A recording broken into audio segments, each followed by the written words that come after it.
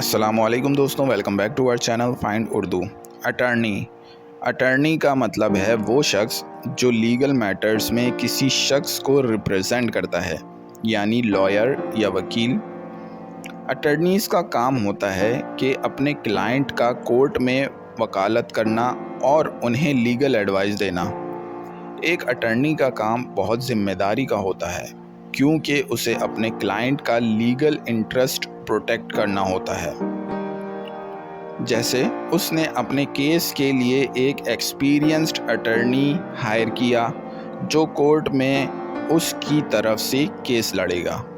She hired an attorney to help her with the legal complexities of the case۔ اس نے case کی legal complexities سے deal کرنے کے لیے ایک اٹرنی ہائر کیا۔ اٹرنی کا مطلب ہے وہ لیگل ریپرزینٹیٹیو جو کورٹ میں اپنے کلائنٹ کے لیے کیس لڑتا ہے اور انہیں لیگل ایڈوائز دیتا ہے۔ تو دوستو، یہ تھا اٹرنی لفظ کا مطلب۔